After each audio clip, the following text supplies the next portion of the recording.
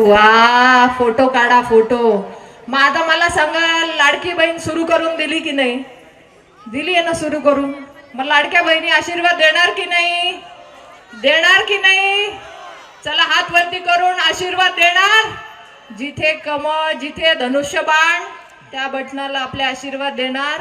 आणि हेही सांगते की विरोधात जे आहेत ना, आपल्या विरोधात, ते कोर्टात गेले। कशासाठी? लाडकी बहीण योजना बंद करा म्हणून सांगायला कोर्टात गेले।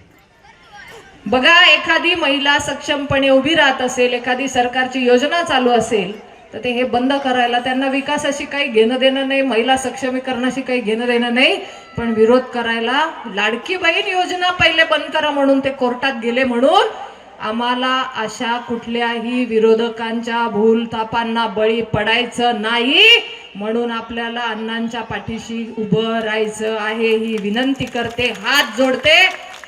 2 तारखेला मात्र सगळ्यांनी, महिला भगिनींनी नारी शक्तीने उभं राहून हे काम करून घ्यायचंय। आपल्याकडे राशन असेल, कोरोनाच्या काळात वॅक्सिन असेल, आयुष्यमान सारखी योजना, अनेक योजना सांगता येतील, पण ही योजना मात्र बंद करण्यासाठी सगळ्यांनी कोर्टापर्यंत गेल्याचं आम्हाला महिला भगिनींना नक्कीच वाईट वाटलंय। मुंबईचं एक उदाहरण देईल। एक आमची साधी महिला होती आणि तिला पहिल्यांदाच लाडक्या बहिणीचं पहिल्यांदाच तिच्या बँक अकाउंटला चांगली अमाऊंट आली आणि तिला असं वाटलं की गणपतीचे दिवस आहेत म्हणून तिने, लालबागचा राजा त्या एरियात ती राहायची, आणि तिने छोटासा, त्या 5-7 हजार रुपये आले असतील, तिचे जमले असतील, आणि तिने